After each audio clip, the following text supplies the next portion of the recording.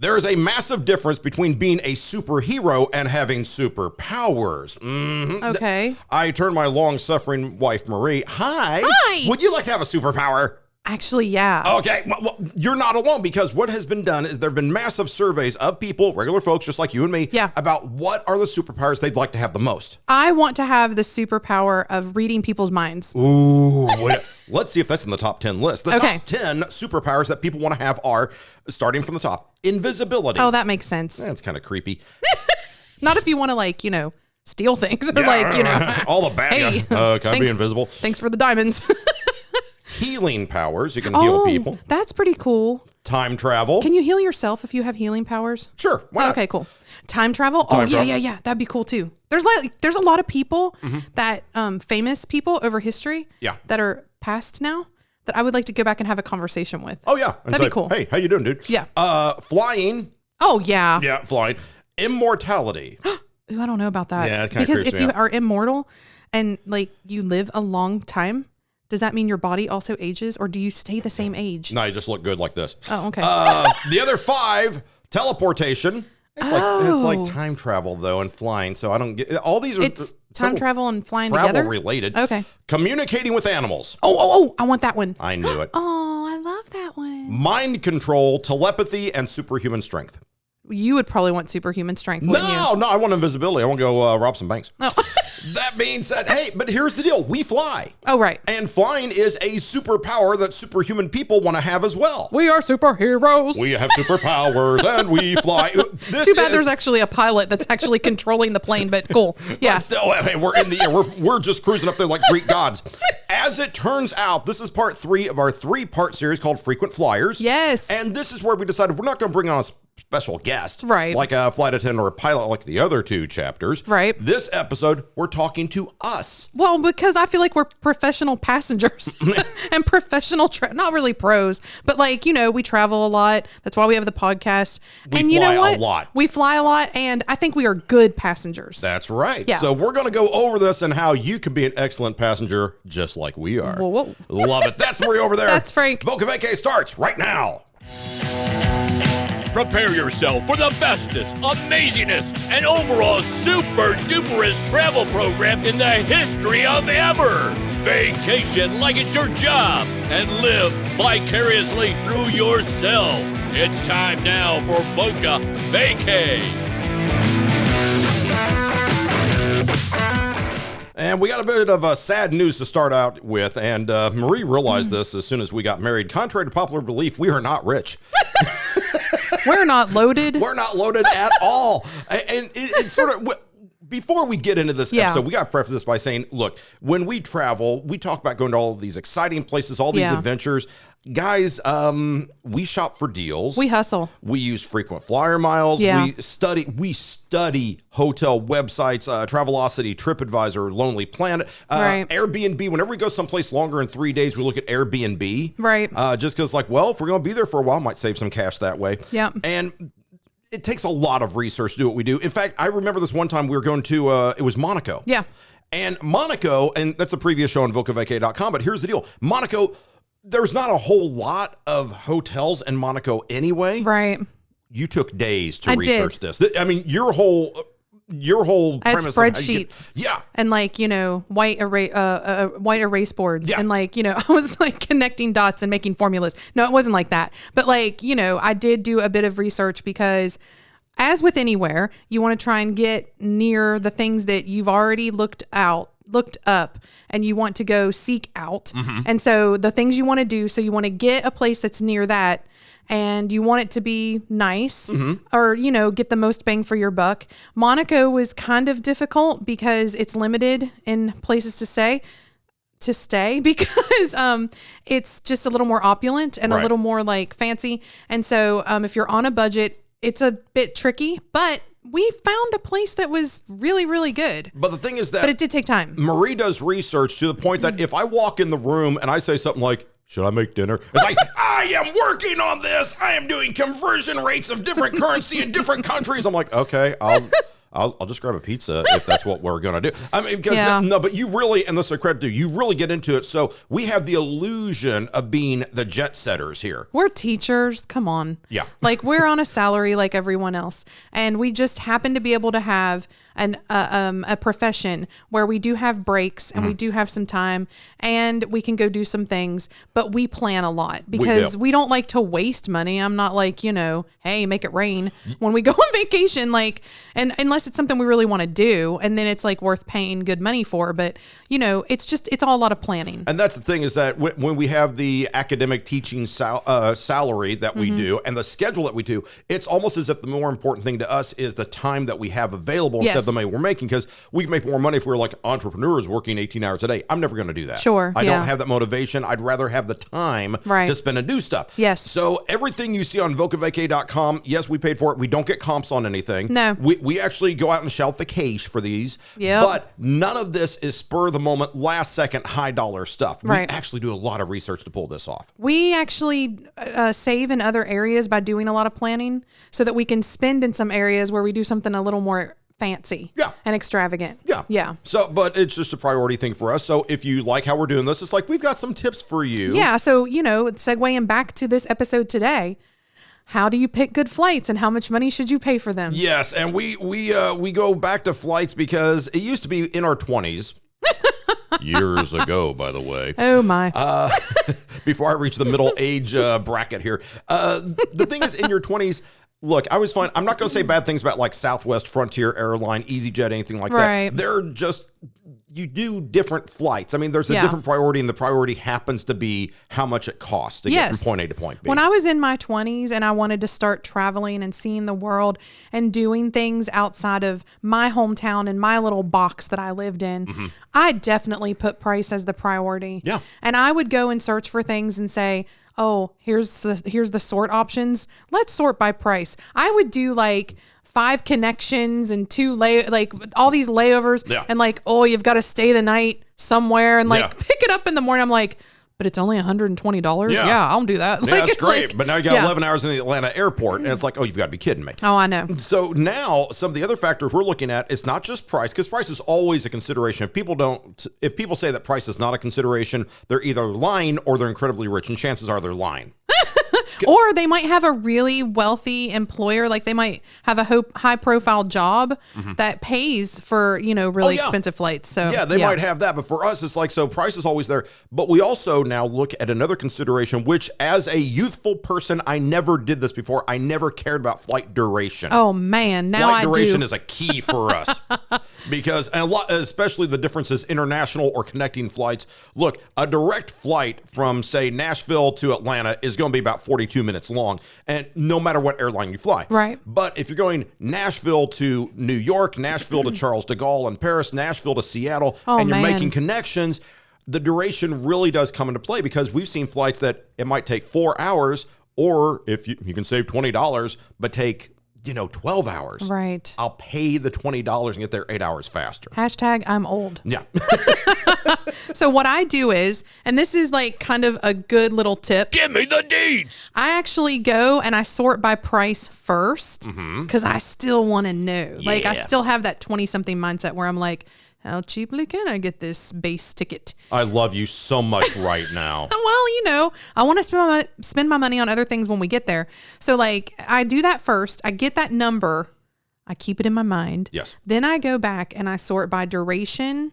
And then you can also sort by number of stops, but also just total travel time. So like I'll use, if the option is duration or total travel time, it'll give you, if you do duration of each flight, if you have connections. Yes. Total travel time will give you the total over all of the legs.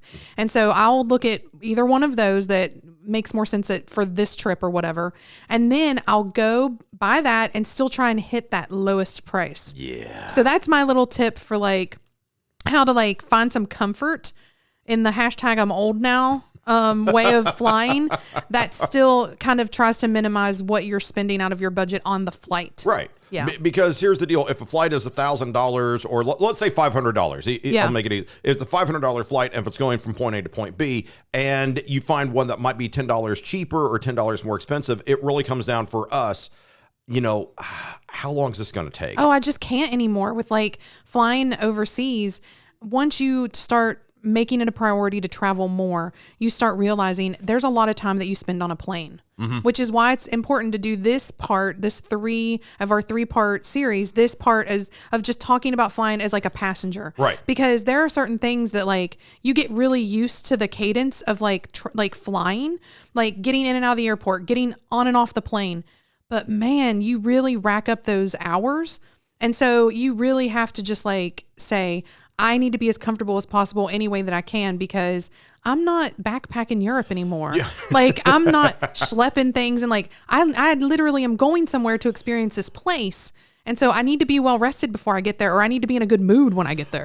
And the thing is, it actually depends. And so we're just throwing that out as, our guidelines. However, there are exceptions to guidelines, such as if there's a family emergency, if I got to get there today, forget the price. Oh, yeah. Whatever it is, we're going to go. Everyone says, like, call the airline. If you have a death in the family, they'll work with you. And to an extent, most airlines will after the fact, retroactively. Yes. If you do have, like, a major emergency, a death in the family.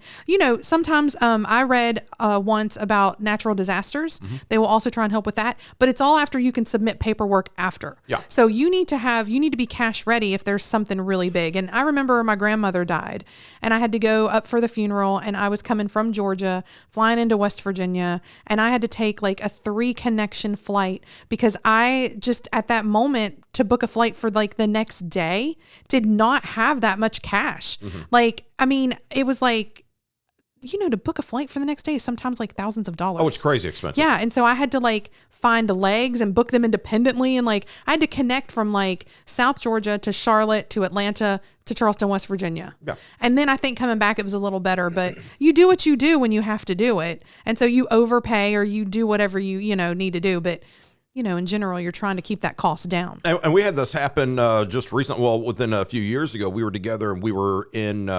We were not close to Arizona. Let's put it that way. Yeah. We had to get to Arizona. Yeah. And it's a matter of you have to go quickly. Right. So the second that thing happens, like, okay, well, here's what we got to do. Now it's a matter of.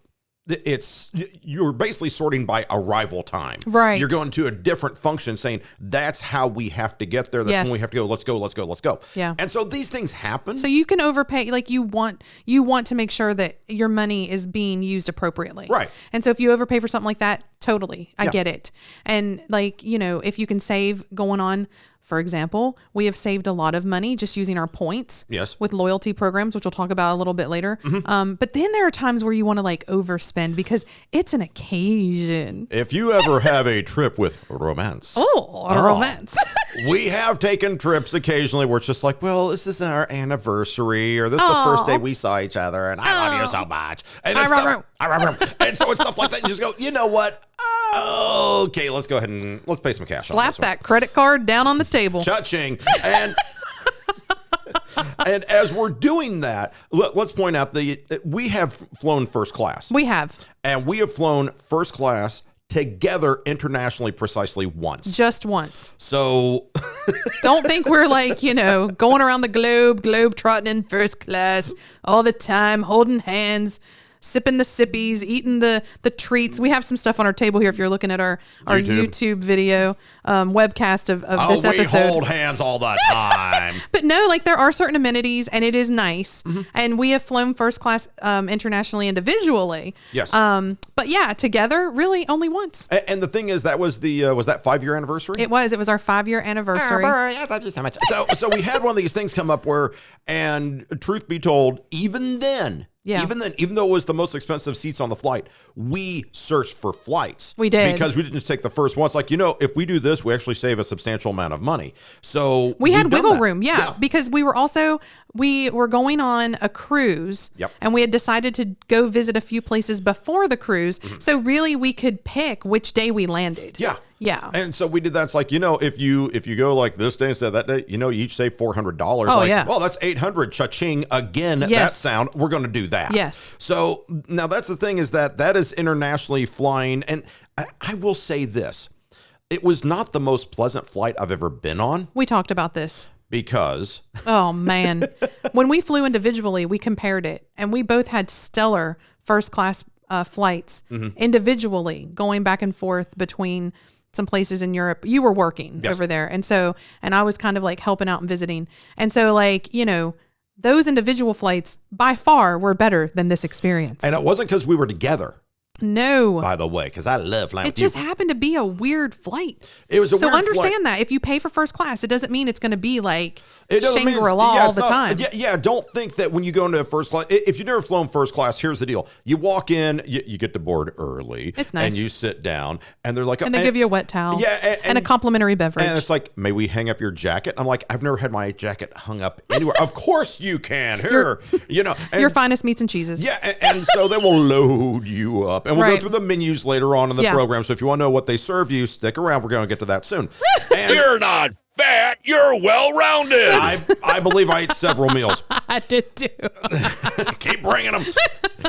As it happens, as we're doing this, there were some people don't think that first class is just like this shrine of there's a harp or a harpist playing in the back. And that like. No, you're still on the same plane, guy. Okay, there's not that big of a difference. There's like literally business travelers that get on. They get on the plane and in first class, and they're like, "Don't talk to me, don't look at me, leave me alone. I'm going straight to sleep." Yes. So you see that, and you're like, "Oh, that's interesting," because I'm sitting here going, "What can I get in this level of comfort that I have been either upgraded to or paid extra for?" Yeah. Right. Oh, and then there's your party crowd. It's somebody's birthday. Yeah. Somebody's going out to their bachelorette party. Like, and then that's kind of what happened. There are a couple of gals 2 rows back, and they were chatty, loud, non-stop on an overnight flight. Chatty McChat. Would not shut up. And it was not just the talking; it was the talking loudly. Yeah, because of the drinking. Yes. And it was like a lot. So they're getting loaded up, and they are talking to each other as if they're 40 feet apart. Just, I'm not going to shout because it's I'm not going to do that to you guys, but it was. It was verbose. It was loud. It was a party. And it was incredibly rude. The other passengers in first class. So first of all, that happened and we were like, oh God, this is going to be a whole thing where we're literally just hearing these people talk this whole flight, hearing them through our headphones while we're trying to like look at the onboard entertainment, the movies and like stuff. Oh yeah, I'm trying to watch Adam Sandler, and this gal's just trying out Adam Sandler, and she's 2 rows behind me. But it wasn't only that; it was that then it irritated everyone else so much in first class that other passengers started fighting with them. Yes, and the flight attendants. They tried to control the situation. Yeah, they but said something. They were not on their A game that day. I think had it escalated any more before they finally calmed down, the pilot was going to have to come out. Yes. Because it was getting a little bit nasty. Here's the thing. It wasn't even rambunctious. Like they weren't crazy, like moving around, like having a party, like physically. It was just loud. Yeah. And so and they kept saying, "Stop it. Don't get on to us. We've never flown first class." And I was like, "Oh, we can tell. Everyone can tell." We were like, we know. Yes. No. So that was a bad experience on our 5-year anniversary. Now the thing is, let's talk about, because when you're getting first class, people think, oh, wow, you've got to pay more for that. You have this strategy where you've flown international first class more often, and you will pay for a flight like in I don't want to say regular seat, but like a coach or a comfort class or something like that. Yeah. And then you look for a bump or an increase. We are part of a loyalty program with our airline. Yeah. And can we say which airline? Yes, Delta. We fly with Delta a lot. Yes. Like, I would say 99% of the time. And the reason is because we're in the Southeast United States and Delta goes through everything. And it really is geography, because if you're like in Chicago, I think it's United. If you're out west, it's somebody else. It's like, and Atlanta, Delta, that's the hub for Delta. Yeah. So we use them a lot. A lot of times. Yeah. So Delta, we have an insane amount of miles with these guys. Plus, I like their airline because their customer loyalty program is good. And they really do, once you work your way up, they do kind of take care of you. They work with you. Yeah. So what I do is with Delta, I usually fly, if it's international, I try and get comfort class or what they're now calling premium economy. And so if I can afford that, it's like $200 or $300 more than like main cabin. But they also have seats as cheap in they call it economy, that is like $300 or $400 less than like main cabin. And so anyway, I usually, if I'm stuck with main cabin because I really just want to get somewhere, then I'll take the main cabin. But with our loyalty, you'll usually, like within 7 days of the flight or 3 days or something like that, they'll usually say, we have comfort class open if you want to snag a seat, and they'll like bump you up for free. But like what I do is I try and snag already with a good price, premium or comfort. And then what will happen, because we're in part of the loyalty program and we're loyal customers, we're part of the email and the tweets and like all the stuff. They'll like, because I buy tickets like months out. Right. They'll like tweet or they'll send an email saying, hey, these deals have just dropped for this area. And if it's the same place I'm going, I'm like, oh, look at these prices for the flight. Look, first class is discounted. I will call them and say, I've already bought a ticket for this. I see that you have a promo out. How much would it cost me to upgrade to first class for this amount that you're advertising? And like only that amount, because I'm not trying to just upgrade to like whatever the previous amount was. Is it possible? Sometimes it has happened and other times it has not. And that's the trick, is that you need to call them. Don't just go by the website. If you talk to a person and have that human interaction, just go, look, here's the deal. And you can or cannot play the loyalty program card if you want. Yeah. But if you just say, hey, just let's say you're not part of the program. Just say, I'm on this flight. Yeah. I see you're having a flash sale. Can I pay the difference? Can I just, how do I make this happen? Chances are they want to work with you because they really want you on that flight. It all comes down to the class code on your ticket. So they have all these different designations like I, K, A, Z. And some of them cannot be upgraded because you already bought it at a sale discount price. Some of them, if it was just a good price, but it was the regular price at that time, they will go ahead and like upgrade you for the new promo price in a class higher than the one that you're in. It just all kind of depends. There have been times, like one time that we did first class through Delta, we actually got first class going over, but not coming back. And so we tried to go ahead and upgrade it then, but the class of ticket that we had was already on a sale fare. And so they couldn't make it work. Right. So it's like little stuff like that. And we should point out that there are still good seats in main cabin, by the way. Because oh my gosh. Marie, how do we explain this, is the queen of the exit row seating. I love the exit row, I have to say. Exit row. Okay, we're just going to give it away right now. Exit row, if you can, sit there because that's where the leg room is. It is. Now, you don't get to have your bags on your lap, and there's different rules for exit row because you have to be able to, pop open the door in case something bad happens. Sure. But the exit row, the payoff is the leg room is extraordinary. And on an international flight, it's even better than on a domestic flight. Yeah. Because usually the exit rows are where the deadhead seats are for where the flight attendants have to sit during takeoff and landing. Yeah. And so there's actually no seats in front of you. It's just a wall. Yeah. And there's room for like a whole other like row of seats. And so you're like stretching out. You're like, this is Shangri-La. The only seat that, and here's the deal. I like being, you're an aisle person. I'm a window person. Yes. And that's if there's 2 seats. If there's 3 seats in a row, I'll take middle. Yeah. And thank you. Not a problem, because I'm just going to lean on you anyway. Right. There's only one row that you really need to avoid, and that's the last row of the plane. Oh, yeah, right. Because you can't lean back. You can't lean back, and it's usually where the lavatories are. Yeah, so it's stinky. So you see the people come to the bathroom, it's like, oh, you see them coming a mile away, and then they're leaving. Yeah. And so it's just, as far as a pleasant flight experience, I really believe that airlines should just say, you know what, the seats in the back row, we'll give them to you half off. Yeah, well, we'll see if that would ever happen. And let's plug in one website that we do use, SeatGuru.com. Yeah, I love Seat Guru. What Seat Guru does is that you can tell them what flight you're on, and they'll go through the type of plane, and it has this, and this is a window, this is partially obstructed, this is near the lavatories, and it's like they get down to the real deets. Like they will literally be like, in this seat, particularly on this flight or on this plane, this model of aircraft. Yes. Your seatbelts they're a fraction smaller than in the other aircraft. Like you're like, that is detailed. Yeah, attention to detail. I think these guys worked at NASA before they started Seat Guru, because they go through everything. It's like, this window is 2 inches smaller than the other window of the previous jet. I'm like, how do you know these things, geekazoid? No, I love it, because sometimes I always go, I want the emergency exit. There have been times I've looked at Seat Guru and they're like, the emergency exit is fine, but at the bulkhead, if you can get in the main row, the first row of main, it has nothing in front of you except where the pilots go into the cabin. I'm like, that's even more legroom. Like I'm losing my mind. Yeah. Like, yeah.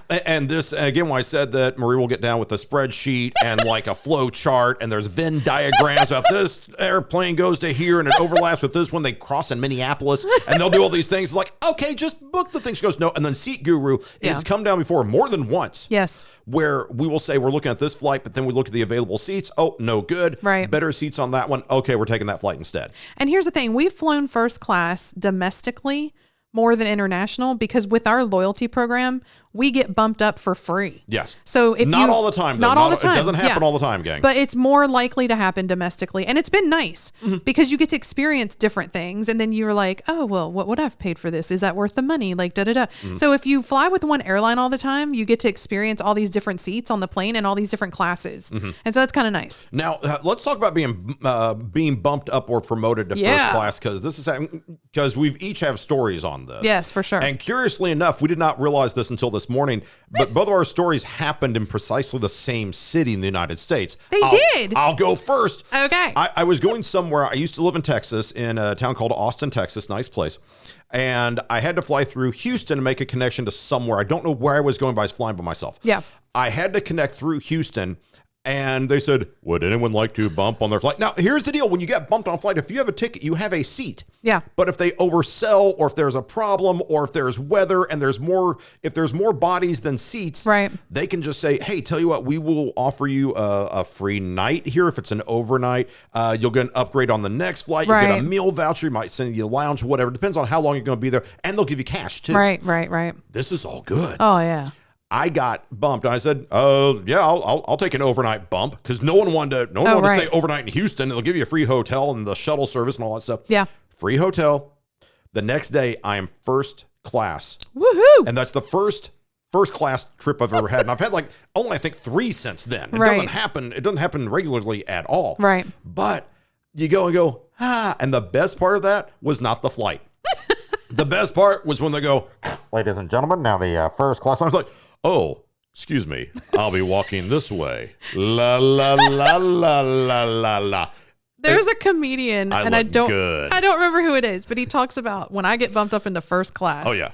When I'm not in first class, I'm like, oh, who are all these first class people? I wonder what he does. Wonder what she does. Like, these people are rich and fancy. But when he's like, when I get bumped up, I'm like, the people walking by look at me. I'm like, carry on. Go ahead. Don't look at me. I've got first class. You don't. Move it along. Go ahead. Big important things to do in my life. Now, and by the way, this was when I think I was 24. I was 24, 25 years old. So I'm flying on the cheap anyway. Yeah. And I was wearing a t-shirt. Right. I just looked like absolute. I didn't know anything about nothing. I'm like, yes, I'm going first class. And they're like, no, you're not. Yeah, I am. And they let me on, and that's how it works. So that's my experience. You have gone on first class a couple more times than I have. But my very, very first experience was so funny because talking about being in a t-shirt and not being part of the jet setting crowd. Okay. My very first experience in Houston, being bumped up the first class. It's so crazy it's Houston also. I know. Was that I was actually backpacking Europe. Oh. And I was with my boyfriend at the time. Yeah. And we were going over to spend 2 months over the summer after we had graduated college. And so we actually had backpacks that were wrapped up in saran wrap that we had checked. And so we had on flip-flops, khakis, and t-shirts. And we definitely did not blend. You don't blend. And they were like, here's the deal. I don't know if they said the flight was oversold. I actually don't recall. Or there was so many flights had been delayed that now, things got rearranged so much that now they were trying to get everybody rerouted and they put a bunch of people on this flight that weren't supposed to be or something. But they were like, here's the deal. You've already checked your bags. And you're going overseas. So I wouldn't suggest that you take a bump and get compensated because who knows what will happen to your bags. Right. So they were like, we're going to have to put you in first class because you're the only international passengers on this leg because it went from again, we bought a cheap ticket. It went from Charlotte to Houston to Boston to Amsterdam. Amsterdam. Yeah. And so they were like, we have to get you to Boston because your bags are gone. They were and so I was like, thank you very much. We will take it. Thank you. Yeah. And so basically we walked on the plane and we were the last ones on. They were like, go up there and sit. And I was like, OMG. And we're in first class. And the thing is, there are people in first class who know if you don't belong. Oh, right. Yeah. Mm-hmm. Yeah. Yeah, it's that country club aroma. I probably smelled like patchouli at the time. I'm not really sure, but it was something like that, I was young and dumb and ready to travel and just hey, what's going on? I'm in first class. It's going to be awesome. Sorry about my stink. But it wasn't that bad. But I was kind of backpacking. And then they said bring patchouli. Patchouli's great. So I was like, okay, I'm sure that's what it was. And Okay, people were so like, what is wrong with you? Patchouli. So we have that. The thing is, if you ever get a bump or an upgrade, upgrades are what they are, and you pay for them or they give them to you or whatever. If you ever take a bump, remember, they will offer these, especially over the holidays around Thanksgiving and Christmas in the United States and whatever country you're listening to us in. You know, the heavy travel season, travel ebbs and flows. I mean, there's different waves of this. Yeah. So if you get an opportunity for a bump, just sit there and go, is this something I want to do? Is it that big of a deal for the money? Right. And here's the deal. I was young, stupid, and traveling on my own. It's like, you want to do this? I'm like, yeah, sure. I don't care. There have also been times where I'm like, keep bumping me. Yeah. Just keep bumping me. Keep giving me tickets. There are legends of people just like, I say Chicago Airport for a couple of days, or I was at LAX for like a few days, because just keep bumping. It's like, okay. And every time the cash register dings for you. I actually took 2 bumps and got 2 $200 vouchers. I think I was stuck at the airport for like 18 hours, but I was young and I didn't care. Yeah. So what do you do? Other ways that you can save on things is buddy passes. I used to get buddy passes all the time from my friend who worked for US Air. I think she actually got sick of giving them to me because I wore her out. Like I'd be like, her name was, I'll say Christy. Okay. Because I don't want to like call anybody out that doesn't know, you know? And so like, anyway, I was like, Christy, can I get another buddy pass to go see my boyfriend? Who lived in Athens, Georgia at the time. And she'd be like, okay. And then like after a while, she'd be like, I don't know. Well, hold on. You're gonna have to pay for this one just at like $50. And so I'd be like, that's cool. I still do it. But yeah, they only get a certain amount. And I don't know if people know this. If you get a buddy pass, you literally have to like be good. Like you have to be on good behavior. Right. You have to dress nice. You're representing the airline. Don't screw it up. These are really for people to give to their families. And she just was like, I have an extra. And so you can always have the extra because we were super close. But like, you have to really, you can't be running amok and acting cray. Don't smell like patchouli. And don't smell like patchouli or incense. I'm sure that's another thing I smelled like in my 20s. But anyway, yeah.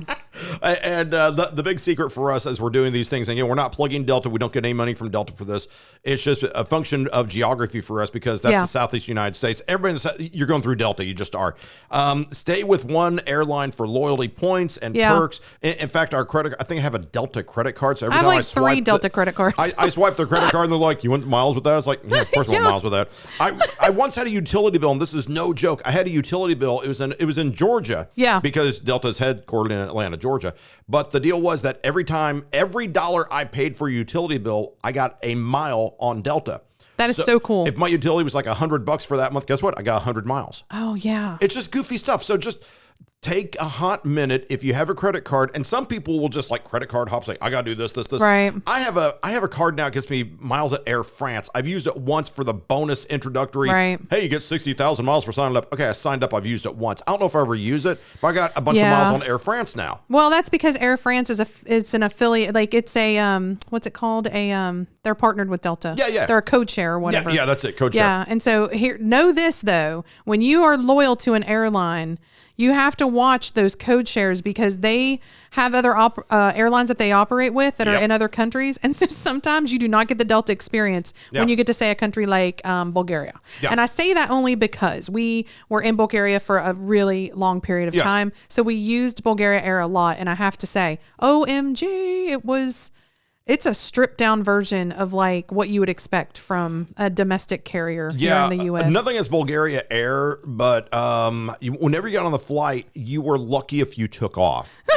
You may or may not have air conditioning in the dead of summer. Yeah. I mean, there's a 50-50 chance that you would even leave the ground. And I'm not making that up. I mean, the departure rate was just abhorrent. There was one flight that I was on where I was coming in to see you. They had to hand out bags of ice because there was no air conditioning. And so I wasn't kidding when I said that. Like I literally had 2 bags of ice, one on my chest and one on the back of my neck. Yeah. Because it was probably like 1,000,000 degrees in the plane. Yeah. Here, I said all that to say this. This is my point. When you are loyal to an airline and you do get in a situation like that, what you need to watch is that when you are flying domestically or even internationally to, like Charles de Gaulle or like a bigger hub that's not a smaller country. Right. their airlines are a lot more like your loyalty airline. So when you got the card for Air France, it's because Delta now, like you rack up points with Delta, but like Air France and KLM, like they're big and they're like affiliated with Delta so much now that you will get the same experience. You'll get something from them. I believe you can use your points on those airlines, or they were talking about it. It used to be different. And that's the thing, is that there are different airlines with different programs. So just investigate. And really what you want to do is you want to partner with the airline you will fly with the most. So if you're listening to us overseas, I know that Turkish Air has an insane amount of places that they go. Yes. If that's your gig, that's them. They've got a great program. We've looked at it. I'm not going to do it because I don't fly in and out of Turkey. Right. But it's a really good program. So look at where you are, and geography is really going to help you decide. Yeah. For us, it makes no sense to get something that is based out west because we're not out in the Western United States that much. Right, exactly. And I'm not going to get like Air Japan or something like that because it's like we're not going to use it. Right. Delta's our jam. Yeah. Now, so we know how to fly, but the trick is also when you're getting on the plane, because you talk about international. Yeah. Experiences with, and we've all had this happen. You're trying to board the plane, and the first class people go, and there's the people that need a little bit more time if they're infants or the elderly, and then they go. Then you have the silver premium passengers, then the platinum premier status passengers, then the diamond medallion aluminum passengers, right? And whoever goes, right? It's very organized in this country, right? If you want to see a dumpster fire of a boarding experience, go to Copenhagen, Denmark. OMG. They're just like, okay, plane sir, you go now. And people run. They run. I've never seen anything like it. It's like a Motley Crue concert, and people are just going for the backstage passes. I've never seen such pandemonium from the Nordic tribes. Well, no, it's because there have been like smaller airlines like EasyJet or whatever that we've taken to get somewhere. And so they don't have a whole lot of different classes of like... Yeah, you get like EasyJet, Ryanair, Wizz Air, stuff like that. They're super cheap and they're appropriate and amazing because they get you in and out of wherever you're going. And that's the point. Fly across Europe for $40. I will give them this. Yes. In Europe, you can see a whole lot. It's almost cheaper to fly destination to destination than get Eurail anymore. Yeah, it is really affordable. And so, but that being said, it's like a free for all getting on the plane. People just like whoosh, and then you're like and talk about like personal space. There is none. Like yeah. And so even if someone's listening, they're like, no, they do have some loyalty programs on these airlines. I'm like, yeah, but I wouldn't know. I'm an American and I wouldn't have signed up for it. And so if there are the two whole people that got to use that loyalty program and they got to board first, the 75 other of us, it was like a cattle call. Yeah, it's a jailbreak to get on Wizz Air. Yes. In Europe. I've never seen anything like it. It's like, okay. And the thing is, you watch the people. You watch the body language of people. You do. And you see that people are starting to edge a little closer. It's like, okay, I'll be boarding in 5 minutes. And so they edge a little bit closer. And no one goes up the front. They might have one or two people go up front, but everybody's just kind of sitting back. And it's like, and as soon as that door opens and the red flag goes and Toro the bull is charging, it's like, go, whoop, mad dash. It is insanity. It happens over here domestically when you're about to fly somewhere international and you can tell someone that has already come into the U.S., visited family, worked, done whatever. They don't get it. They are from wherever, and they don't understand the classes and levels of like the line of boarding that happens over here. And so inadvertently, every time we've been flying internationally, there's like people going back to Europe or back to wherever. And so they always like crowd the gate, and the agents have to say, you are not in this class of boarding. Like you are not in this line. You have to stand here because there's like 5 other like designated priority sections of people that are going to get on before you. So back up. So if you're an American flyer, if you see someone from Europe or Asia or Africa or wherever, like angling towards the front, they're not being It's rude. not mean. It's not mean. They're not being malicious. I'm giving a shout out to our international friends here. Yes, absolutely. It's just the way they do it over there, and they assume we do it here. No, over here it's like, diamond medallion, silver class only, please. Oh no, not you. I mean, that's how they do it. Yeah. So that's absolutely fun. It's like fun to watch. It is. But just to, again, to say one last thing about priority and loyalty programs. Go see the points guy online. Just Google the points guy. He will break down for you the best credit cards and like which airlines have the best loyalty programs, and you can read all about that and then pick one. Yeah. Some people literally swear by American or United. Oh, absolutely. They got great programs too. Alaska's got a great program. I mean, they all have great programs. But again, make sure it's an airline that you might want to fly occasionally. Right. Because that kind of helps too. Yeah. So, but yeah, you're right. Points guy. Check it out. Like United is teamed up with Lufthansa.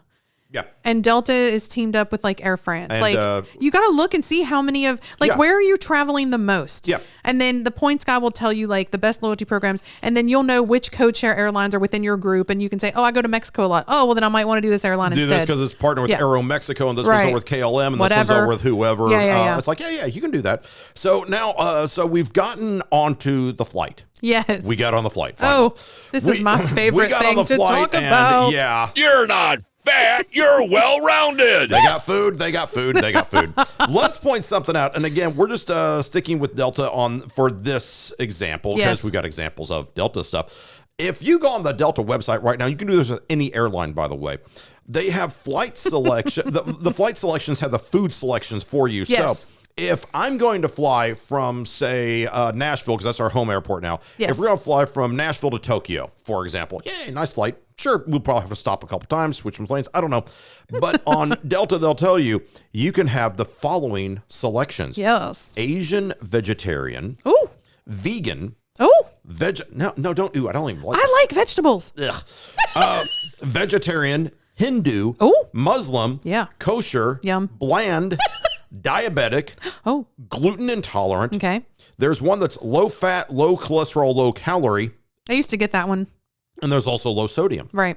Here's the thing. This is pretty cool, actually. Here's why this can work to your advantage. You have to do this based on your website. You might be able to do it on the app, but I've always done it on the website. No, you can do it on the app on the phone. Okay. But I like to log in because I like to read. You can sometimes find the last season's menus. Yes. That some traveler has posted. Oh, and so I'm like, this was the Asian. This the Asian vegetarian from last year. It's like, yes. And so you can go on, you can pick for every leg. I mean, if you're international, because typically it has to be a 5-hour flight or longer for you to get a meal domestically. Yeah. The advantages are as follows. Number one, Marie and I fly together. We never get the same meal. No. Because I'm like, I don't want to, and we will agonize over this.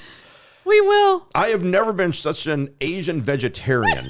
I've never had as many kosher meals as I have had up in the air. A flight attendant once told us, and here's the thing, when you get these special meals, they bring them out first. Yes, that's the advantage. You eat first. They bring you your Air Hindu meal before anyone else eats. You're sitting there just knocking it down, and everybody else just watching you eat. The flight attendant literally said, you guys are smart, because I think I got like a halal meal or something. Right. And he was like, you're not like, and I was like, no, I'm Irish, clearly. But like, he was like, that's smart. He goes, try all kinds of different stuff. Yeah. He was like, that's what people should do. Yeah. And he was like, here you go. And I was like, thanks. I feel like, yes, I did try something different. Yeah. Yes. So when they come through with their standard menu, like their international main cabin menu, let's say with the international main cabin, here's what you're going to get. Yes. And this is an upgraded experience. Delta had a regular main cabin experience, and then they made it fancier and they like marketed it for just, this is like main cabin, but they made it like you get different things now, like the hand towel and the welcome cocktail. They used to not do that.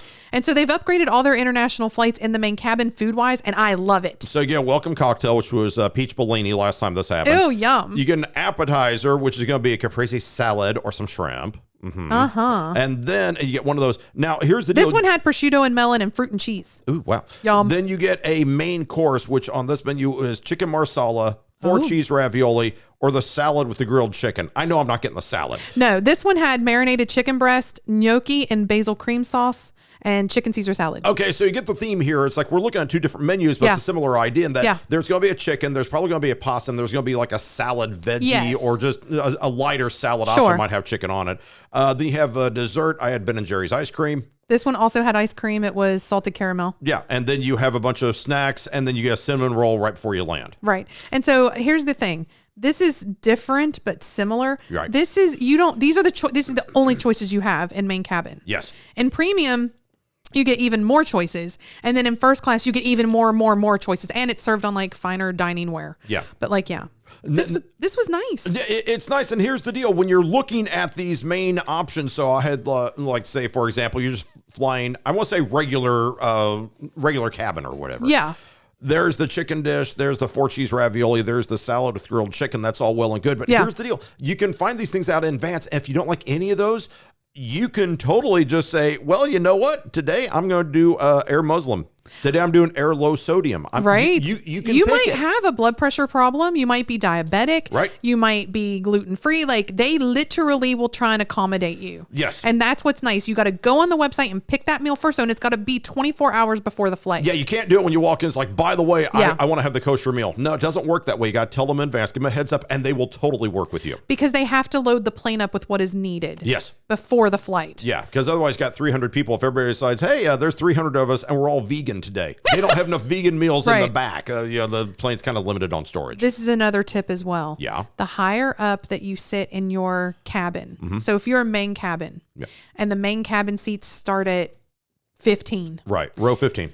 Then if you're in row 25, you are going to have a better option if you don't pre-select your meal. And it's just like these three that we talked about, the pasta, the meat, or the salad dish. Yeah, the pasta, the chicken, or the salad. Yeah. If you're in row 15, you're going to have all three options available. By the time they get back to 25, they might only have the salad and the pasta left. Did we not say earlier to not sit in the back row of the plane? Because the time we get back, it's like, can I have the? You get the salad. Right. Yeah. They just, you look, they bank, run out. They bank on people ordering a certain number of things. It's a ratio. Yeah. And so they're like, we probably have people that are only going to eat vegetarian or not vegetarian, but because the salad does come with chicken. Yes. But healthier. Yeah. And then we're probably going to have like meat eaters, and we're going to probably have people that just want the pasta. The pasta, I think, is the most vegetarian thing. Yes. But what will happen is that as you're going through all these options, remember the options dwindle the further in the back of the plane you get. And it's not first class. It's like main cabin. Yeah. Main cabin proximity to the front equals more meal choices. Yes. If you're near the back,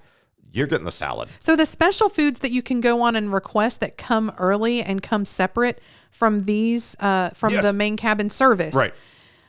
Legitimately, I just want to say the reason why they're there is because some people do need special accommodation. Yes, they do. And so it's a nice thing that airlines do this. It's very cool. Because there are some people that are like, legit, I will get sick if I eat anything but this. Yeah, I am lactose intolerant. I have to have this. I have to have low sodium. Or like religiously, I have to eat a certain way. Absolutely. I have to eat a certain meal. And so that's really nice. But the thing is that if you're looking at these as options, and the last time I'm going to harp on this, if you're in the back row of the plane, if you're rolling the dice, you're a fool. So you need to pre-order something if you're in that back row, because otherwise by the time they get back, you get whatever, you will eat what no one else wanted.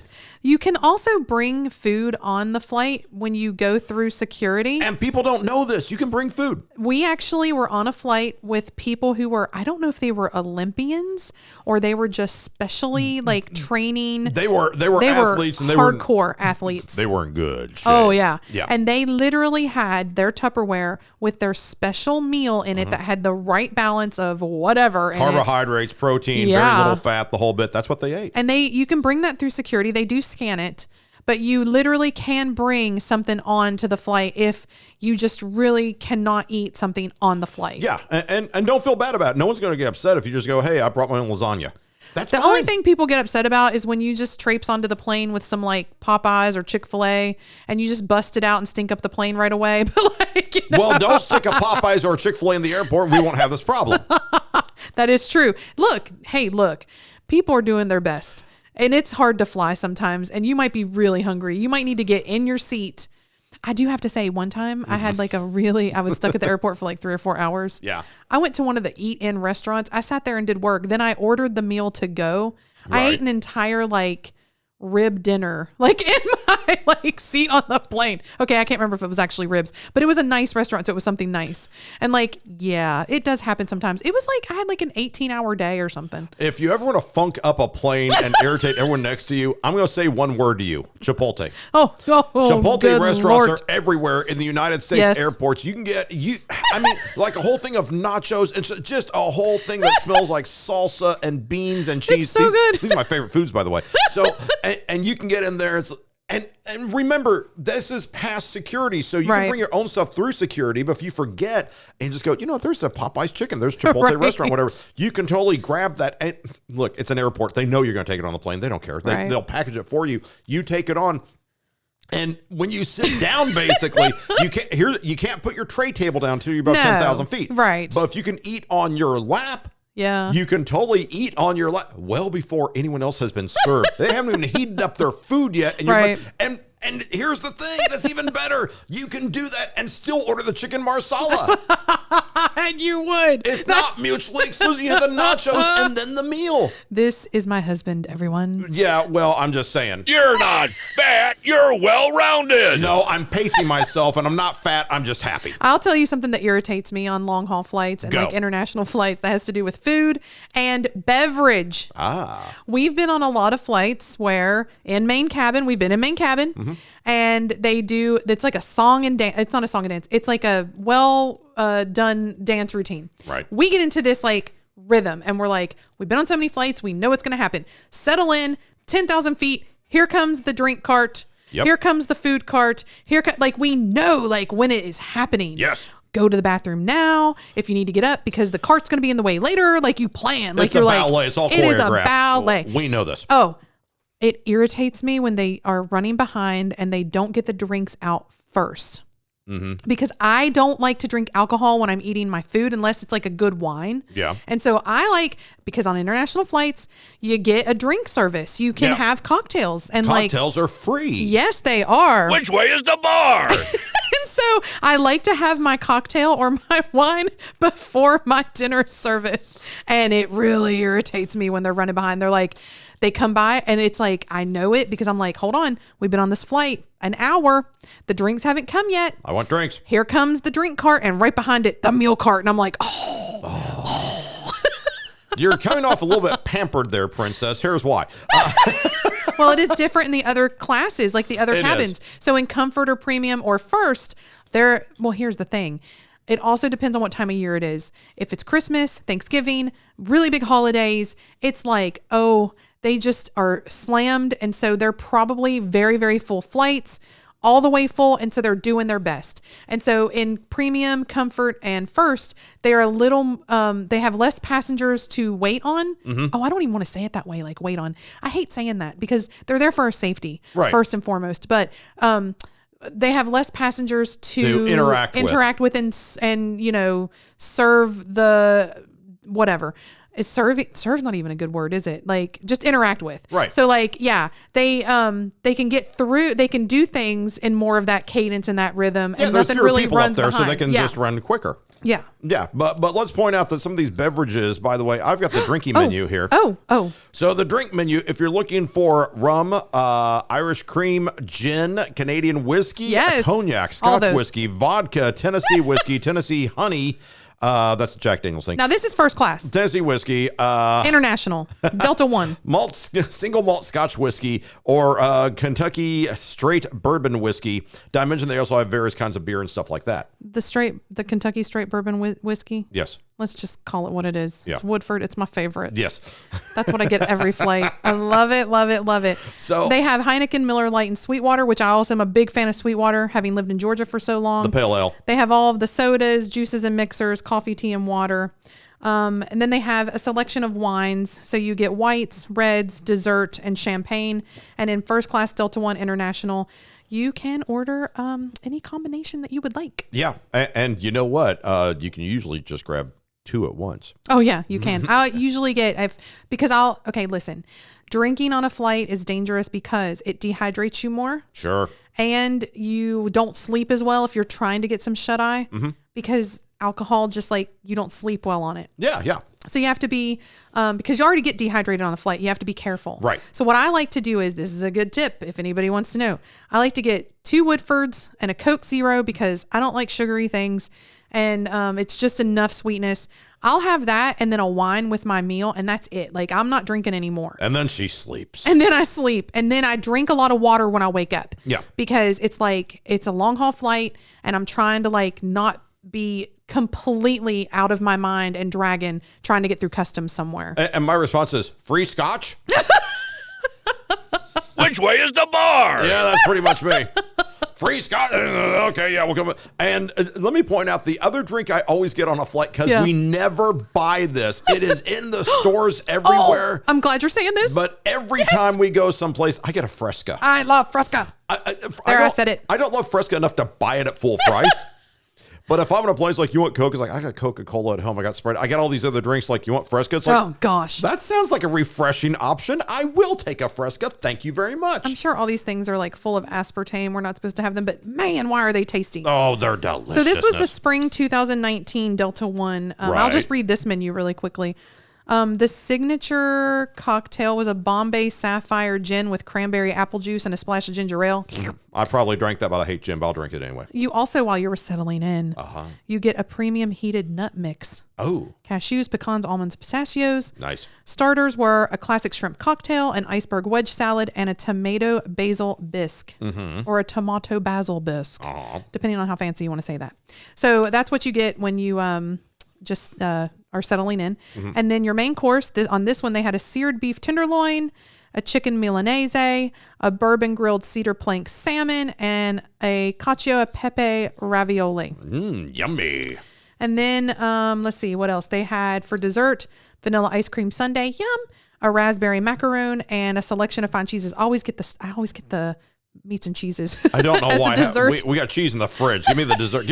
No, these are like the good ones. Like, you get like a selection of cheeses. So you get like your blue, your Roquefort, then you get your like creamier cheeses, like your goat or whatever. Then you get your harder cheeses, like you're getting into like your cheddars. Yeah, like whatever. That's yum. all good. But the other option is a vanilla ice cream sundae. You're just more sweet, and I'm more savory. Darn right. I'm sweet. So then this one had savory snacks before you arrived, with a frittata or a fruit and nut granola. Now, in first class, you can get all of this. You don't have to pick. You can say, I want everything on this menu, and they will bring it to you. Oh, yeah. So anyway, there's that. That's a first class drink and meal menu, so that you know. Right. The most fanciest, really highfalutin first class flight I've been on internationally ever in my life was KLM. And they had separate menus. They had a drink and meal menu, and then a wine menu. The goal for me was to pair a wine with everything that I had, because I don't think I got actual drinks on this one, because they had a separate wine menu. They had so many, I wanted to try them. Okay, hang on. See, I'm watching the Lord of the Rings trilogy, getting hammered on free scotch, and you're actually pairing these things together. Fine. And it was fancy pants. Okay. They had a Bordeaux. They had a Montpellier. it was a lot of French wine. They had a Chianti out of Italy. They had a Santiago Chile de Chile wine. Chilean wine. They had South African wine. Oh my gosh, it was crazy.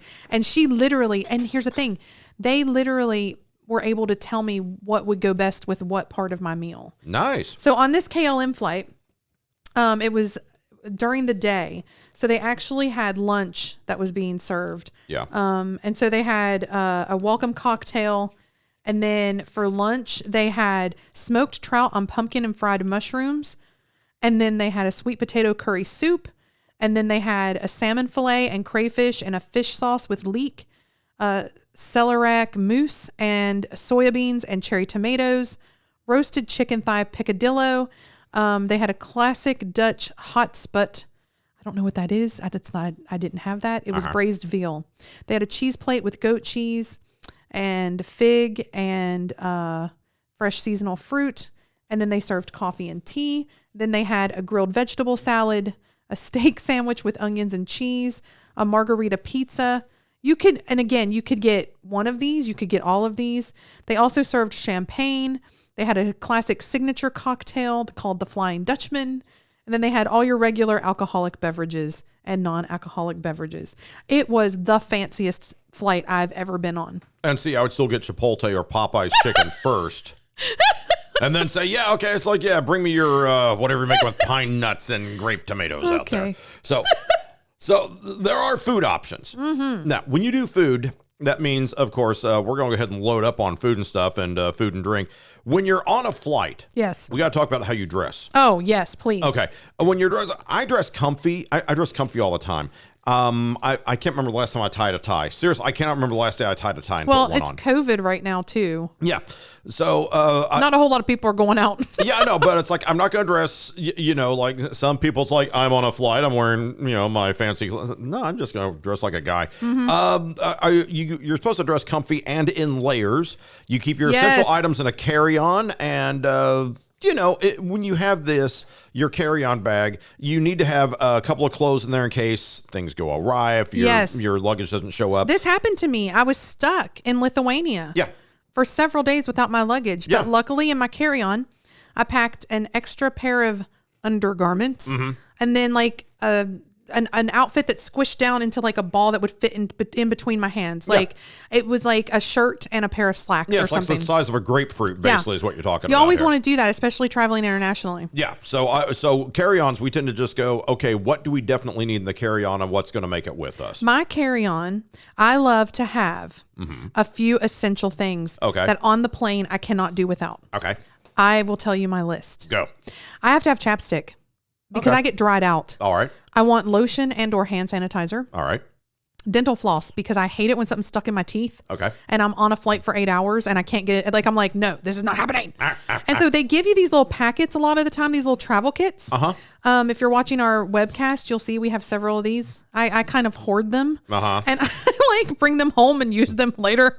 But they have like your sleeping mask, like some toothpaste, and like sometimes they'll have floss, but not always. Sure.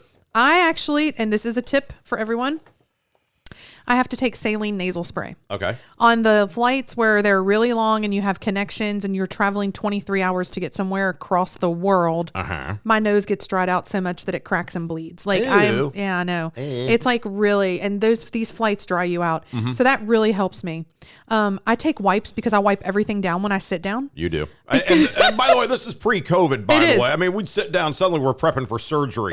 This is before there was a virus that was a pandemic. I'm going to do an appendectomy on this tray table. But just in case we got to scrub in, let's wipe everything down. I'm just sitting there going, dude, I'm so sorry. They clean the plane in between things, but they don't clean the plane. You know what I mean?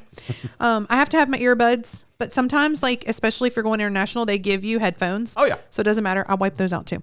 And so even though they're, like, new to you, who knows how really new they are. And then I have to have my phone. I put a little snack in my purse in case something goes horribly wrong and the food is not coming. And they're like, it's going to be 6 hours because we've had something blow up in the kitchen. I'm like, whoa. Yeah. And then I like my makeup bag because I like to, like, have stuff that makes me look pretty for when I land. And here's my secret. My secret. If I'm traveling internationally, I pack in my carry-on. I pack them in my checked luggage too.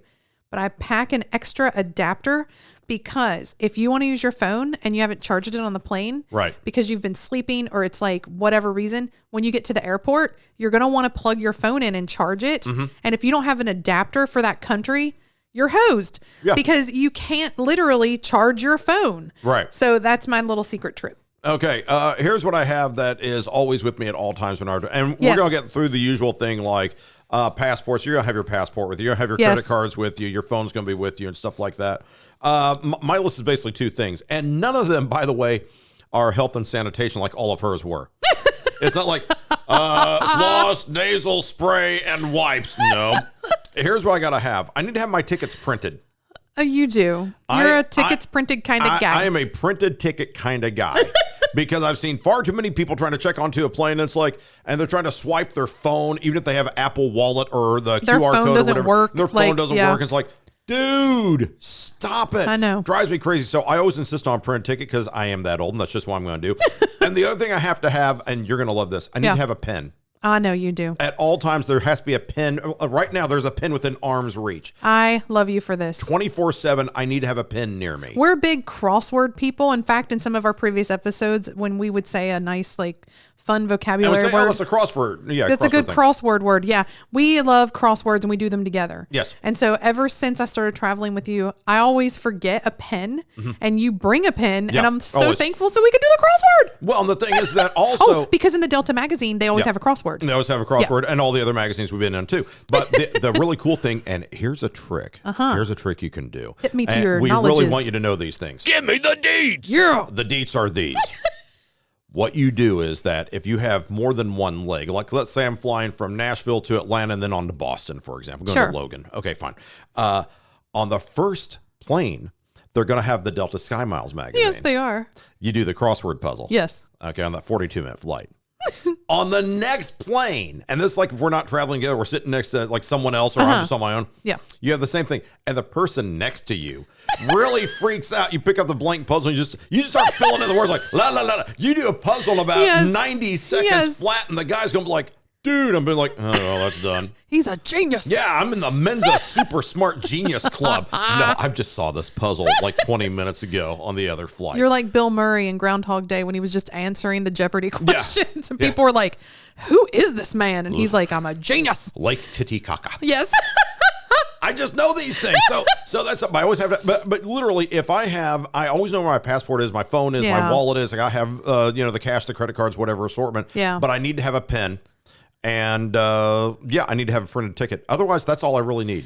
So that begs the question, how much do you bring in a carry-on? How many carry-ons do you bring? And do you even need a carry-on? And here is my answer.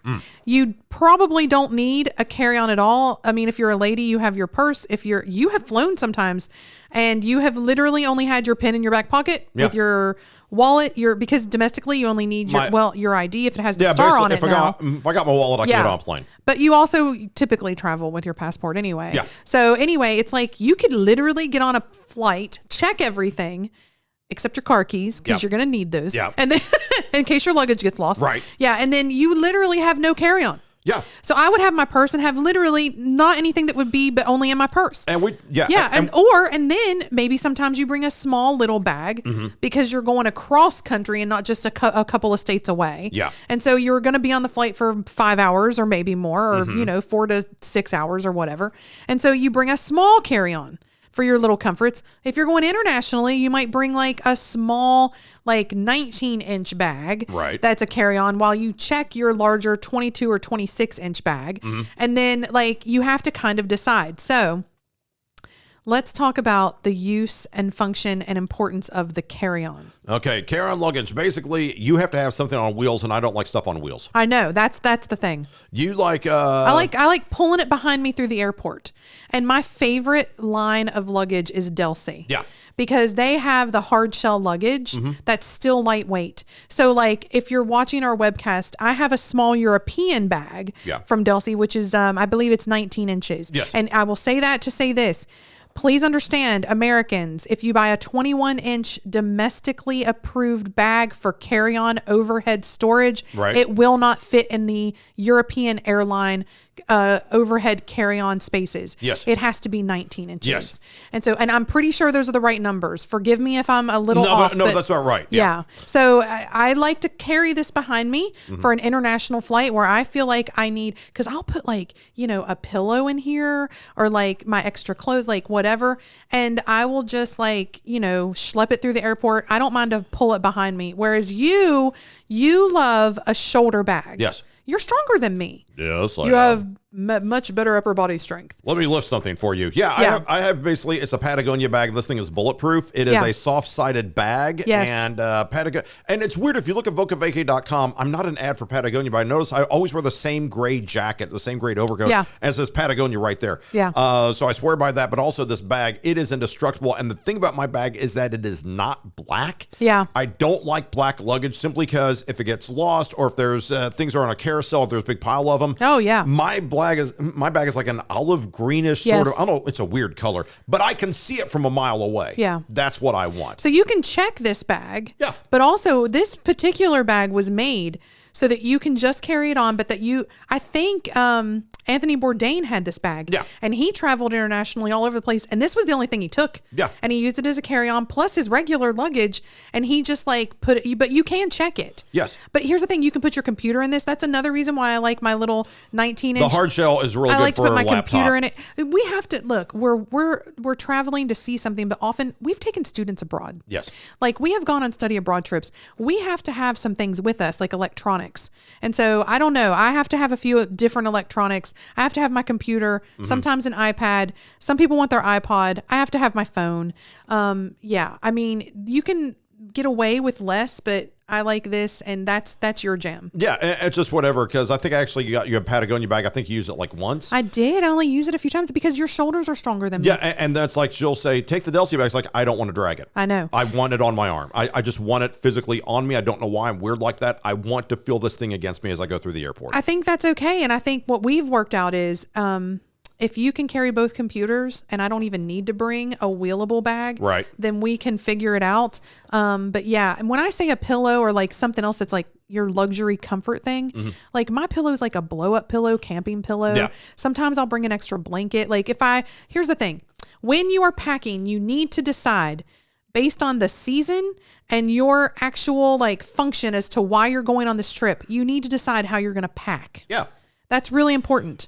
So let's talk about maybe packing for like a hot minute. Yeah. Just real quick. When we're packing these things, there's the 3-2-1 rule. And basically that means that everything you pack needs to go with 3, or it has to be part of 3 outfits. Yes. You can wear it twice and it all has to fit in one bag. Yes. So if you're color coordinated, stick with one color theme. Yes. What you're talking about is what is called the capsule wardrobe. Oh. The capsule wardrobe, you're trying to find something that's seasonally appropriate. Mm-hmm. You can mix and match the clothes.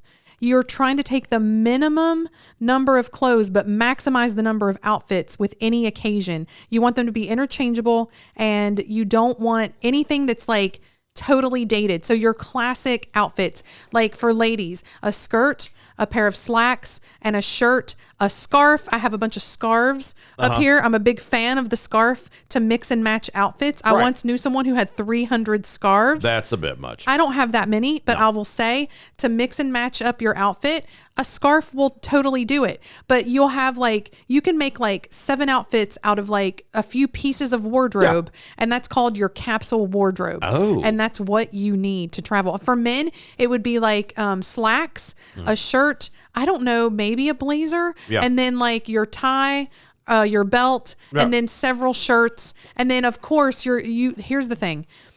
This is really for me what it comes down to. How much I pack is totally dependent on what I'm traveling for. For example, if it's work or a special occasion, I will tend to bring more fancy outfits and shoes. Yeah. So my capsule wardrobe is still my capsule wardrobe, but I will augment it with other fancier things, and I might have to bring a whole other bag. Right. If I'm traveling just to travel and see things and experience somewhere, and it's not a special occasion or I don't have to work, then I will literally just have my walking shoes, maybe a pair of flops, and my capsule wardrobe, and that's it. And that literally fits into maybe this 19-inch bag, if not only the 21. Yeah.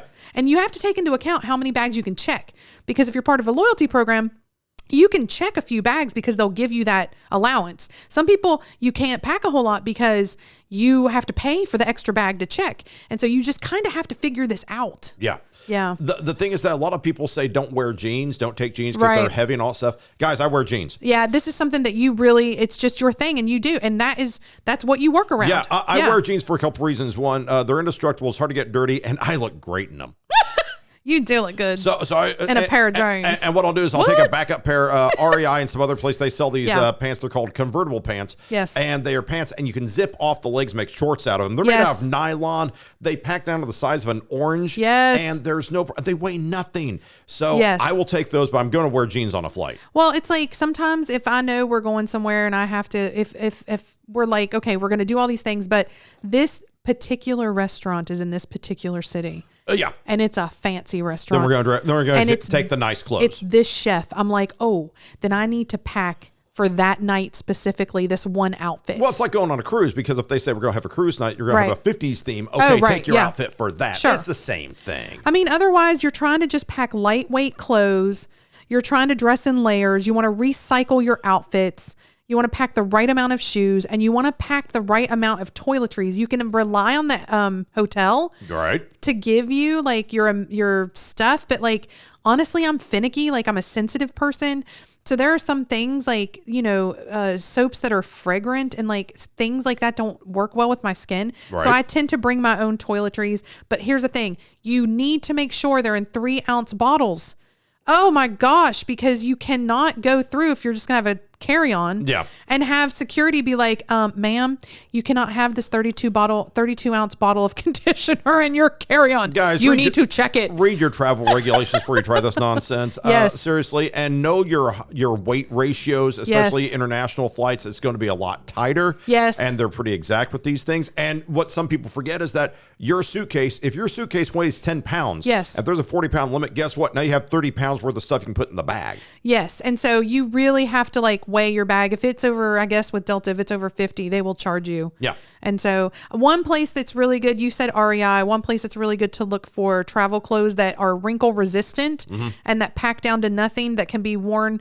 The materials are good. They're not like cotton that like absorb and like they're not very breathable, is Ex Officio. That's a great website. Try and check them out if you can. But, and we don't get, we're not plugging them because we're getting, why aren't people paying us again? What's it called? Delta should give us stuff. We're not getting any kickbacks from them, but so that's good. But yeah, let's talk about going through security. Security is always fun. Know the rules in advance. Again, we alluded this earlier. Know the rules in advance. Don't take big things of water. Just be cool. Because here's the deal: we both had lousy TSA experiences. Generally they tend to be pretty decent folks. But if people are just like, "Oh, you got to do this," like, "Oh man," I know there was a few times where, look, be kind to people. Be kind to other passengers. Be kind to TSA. Yeah, they don't want to be. Well, I guess they do want to be there. That's their job. Yeah. But come on, if you want to tell people, if your goal in life is to tell people 8 hours a day, 5 days a week, remove your belts and shoes. Right, I know. Remove your belts and shoes. And people aren't doing it. It's got to be irritating after a while. It does. I know I don't want to do it. So there are some TSA people I've dealt with here, basically kind of jerks. Most of them are pretty decent people. Yeah. You know what? If you're going through security, we've got TSA PreCheck and the global entry passes and all that stuff. They do extensive background checks on you. If you can get these things, it will expedite you greatly at every airport domestically, and then through coming back into the U.S. if you're traveling internationally. And when I say it expedites you, it expedites you. You just walk right through the airport. You walk right through. It is amazing. And when you get global entry for that stuff, TSA PreCheck comes with it. You can get TSA PreCheck, just by itself. But I have to say, PreCheck is amazing because you don't have to take anything out of your bag. You can leave your computer in. You don't have to take off your shoes. You don't have to take off your belt. If, one time we were, again, with a study abroad group, there were like 20 of us. And we literally were about to leave and get on a flight to go overseas. And we were going through the security. Right. At, I think it was Hartsfield in Atlanta. And I flagged someone over. I was like, hey, we have like 20 people. They literally opened another lane and just got us through. Yes. So you got to be nice to your TSA people because they don't want to have to deal with this every day. If you can communicate with them and they can help you out and it helps them out. Right. It's all good. Yeah. If you can help the people out, because they want you to get through. No one wants you to just stand there for an hour. You're holding up the line. That's kind of a mess. Look, they want you through. Yes. Make their job easier. And just, if it's a matter of taking off the belt, taking off the shoes, just do it. That's the world we live in now. The thing that is another tip that I think is good to talk about is when you leave the U.S. and you're going on an international flight, please know if it is a connecting flight. Oh boy. You are not going to only just land in that airport and go to your next flight. It's more complicated than that. You get to say you're leaving here, Atlanta to Charles de Gaulle. You get to Charles de Gaulle. You have a connecting flight over to, I don't know, Germany. Right. Okay. Munich, sure. Sure. Here's the thing. The people landing in Charles de Gaulle are either going through customs and going to France, or they're getting on another flight and going to the other country. Yeah. You have to go through security again. If you're connecting internationally, they have not approved you like they did in the United States. That's right. The one thing that always trips people up is that when you are on your flight landing in Charles de Gaulle from Atlanta, they will give you a bottle of water every single time on the flight, on the plane, and say, we don't want you dehydrated. Here you go. You're like, oh, thanks. Free bottle of water. Yippee. I'll put that in my bag and save it for later. They do it the last you're basically about to land. It's like, would you like some water? Water. It's like, sure. And you reef like, sure, I'll take it. Just muscle memory. I'll take the water. You throw it in the bag or whatever. And then the next thing you know, you're going through security again. And you've got a bottle of water on you, and they're champ. like, no.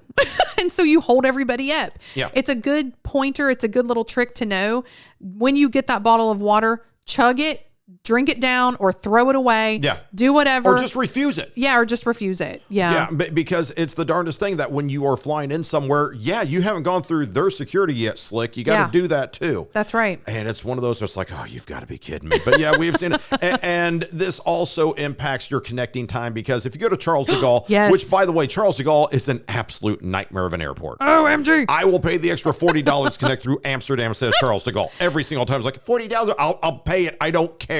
I cannot go through Charles de Gaulle without losing my ever-loving mind. But here's the thing. We've gone through it so much now. We have it down. I still hate it.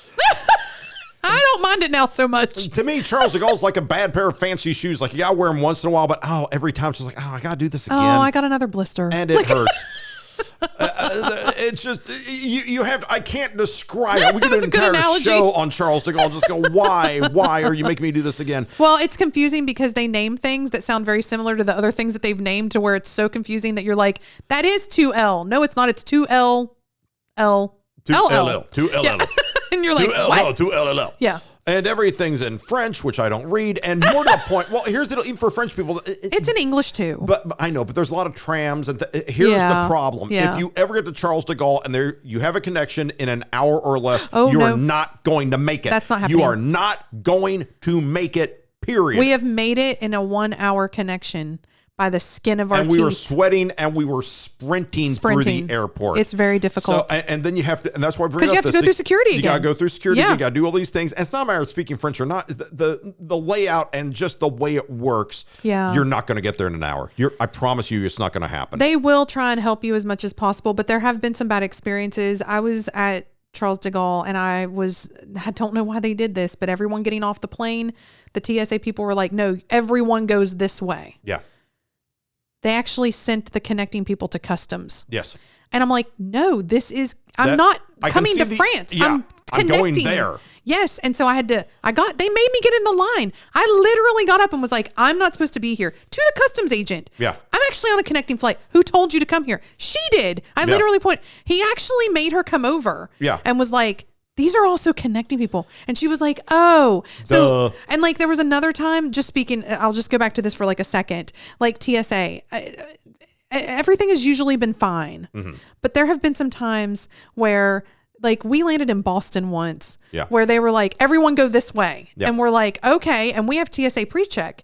So we were like, okay, we have TSA pre-check. Oh, okay. You still go in this line. They had just opened up some lanes. We get up there, we don't take our computer out, or you don't take your shoes, nothing. Right. And they're like, you didn't do these things. And we're like, we have pre-check. And then literally he calls the woman over and is like, you need to separate pre-check from people. Yeah, do you not know what this is? I mean, it's just, look. So you really have one job. Be nice, but understand that like you got to be on your toes. Yeah. You got to be on your toes when it comes to TSA and when it comes to connecting in an international airport. Absolutely. Because the rules are a little bit different, but they're easy to follow. And just keep track of things like this. Do your internet research before you get on the flights. Yes. Absolutely. So if you're stuck somewhere, what do? You go to the airport lounge. Okay. What if you can't get in the airport lounge? Well, the airport lounge, it used to be get a day pass for like $19 or $29. You just go hang out and get food and stuff like that. Sure. They don't do that anymore as often. A lot of people don't have day passes. Now you have higher status than I do. I have status. Which means she has actually gone in. We are so sorry. People at the Detroit and Minneapolis. We're always connected through those places. It always happens there.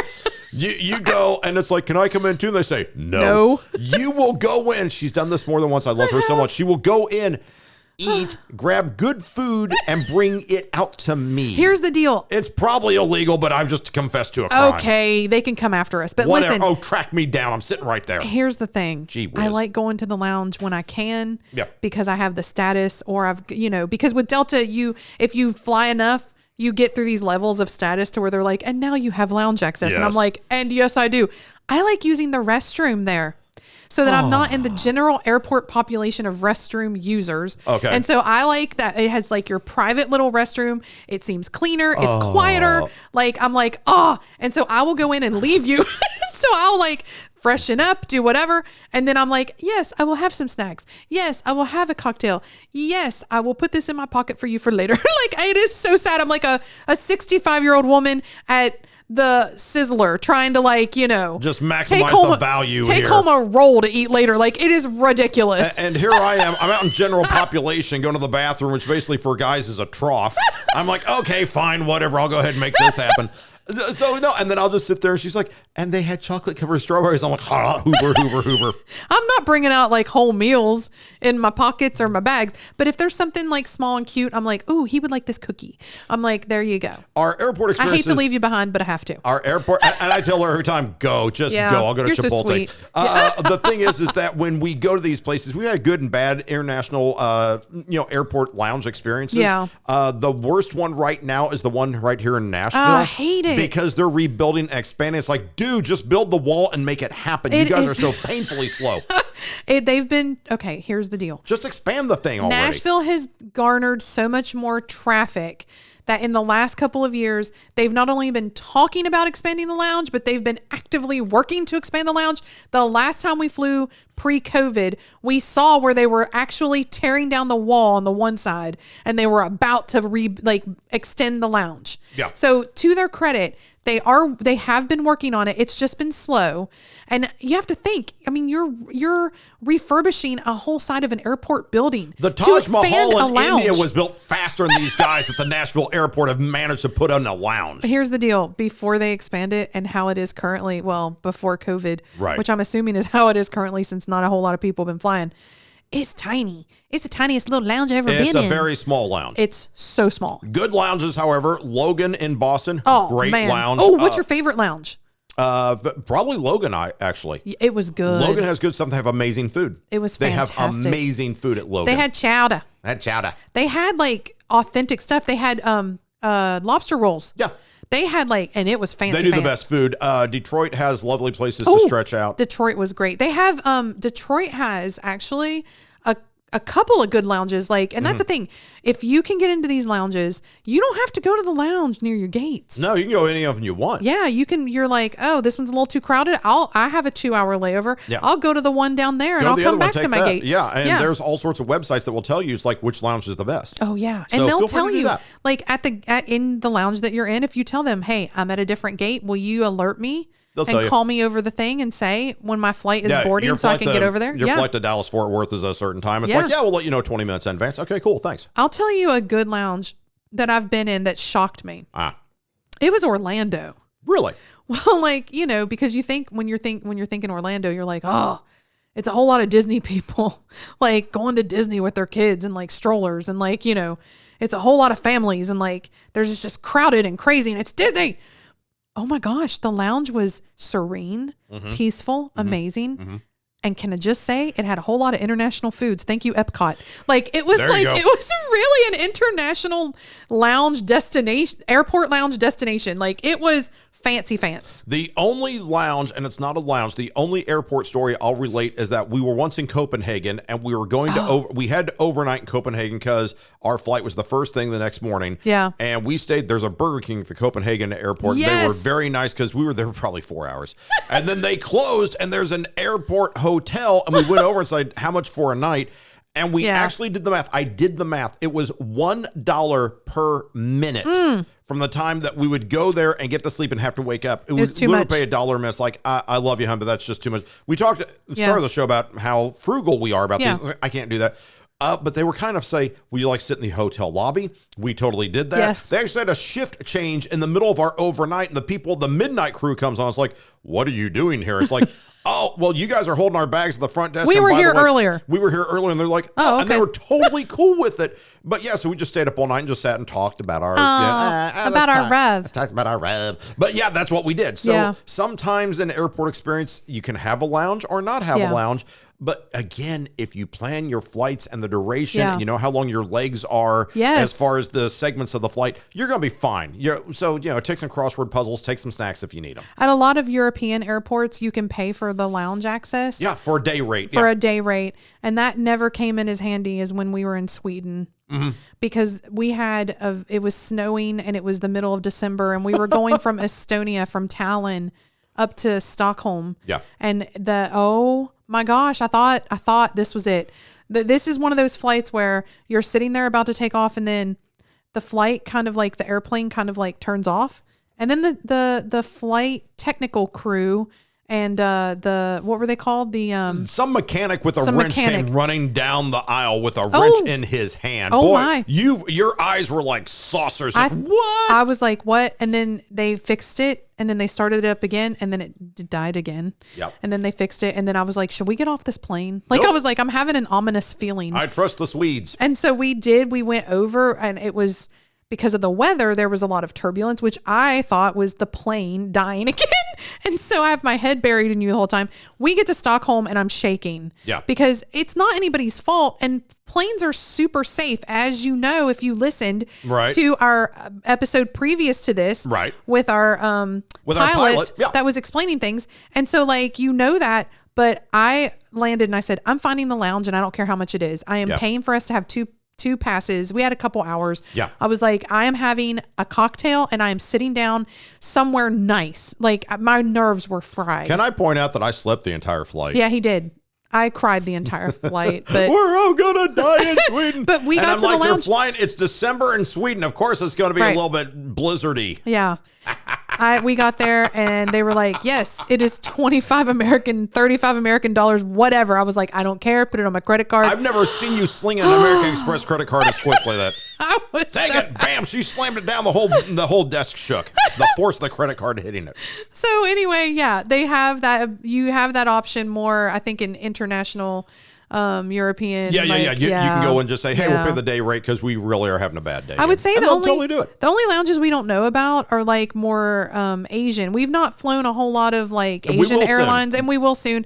And so we're like excited to like know more about that and how those lounges are. Absolutely. But hey, guys, you know what? There's lounges all over the place and there's good flyer stuff. And remember, our big lesson out of all this, keep track of your miles. Yes. A lot of airlines are getting really flexible because of COVID. Yes. Our super status is extending for another year simply because COVID. People aren't flying. But if you have program loyalty, that's the way to do it. Oh, man. I love talking about all of our old stories. This has been a good episode for me. And we're going to have new stories coming up soon. Yes, we are. So remember, check us out on VocaVacay.com and as always on the social medias, which is Instagrams and the Facebooks and the Tweeters and the YouTube. And the YouTubes. Yeah, we are omnivorous. We're everywhere.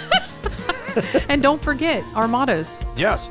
Live vicariously through yourself. And vacation like it's your job. Darn right. Hey, we'll see you in a fortnight, which is about the time it takes to, go ahead and have a nice little vacay. So that's Marie over there. That's Frank. And hey, thanks for playing along. VocaVacay.com. Remember, hey, we'll be here. We'll see you in another 2 weeks. All right. Love you. Miss you. Mean it. Bye. Don't forget to click subscribe. As always, #Voca Vacay at Voca Vacay and visit VocaVacay.com.